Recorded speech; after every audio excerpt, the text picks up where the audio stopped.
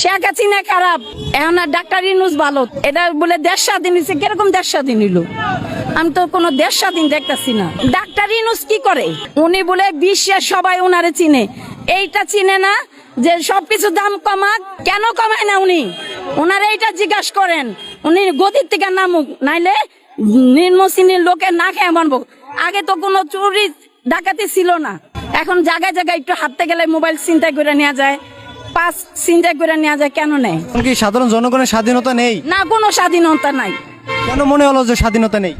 নাই, ওই জোর যার মূল্য তার, জোর কইরা সবাই থাকে। সরকার কি আম করে খাওয়ায়? আমরা নিজেরা কর্ম করে খাই, আমরা কেউটা খাই না।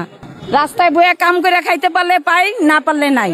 যত নিম্ন শ্রেণীর লোকেরা রিক্সা চালক, আমি একটা রিক্সা চালক, আমিও রিক্সা চালাই, আবার ফিরা সেলাই কাজ করি। তা আমরা কি মানুষ না? মানুষের দাম দেয় না কেন? এরপরে না খেয়ে থাকি, এক বেলা খাই, দুই বেলা না খেয়ে থাকি। আমার পাঁচটা বাচ্চা, 3 বাচ্চা থাকে মাদ্রাসা, এতিমখানায় থাকে। কার কারণে? আমার স্বামীর কারণে। রিক্সা চালক, আমার স্বামী একটা ড্রাইভার লোক, তার বউ যদি রাস্তা বয়ে সেলাই কাজ করে, তারপরে অটো রিক্সা চালায়, ওরকম স্বামীটা কি দরকার? কোনো তো দরকার নাই। অটো রিক্সা চালাই খাই, ফিরা এই সেলাই কাজ করে খাই। কেন খাই?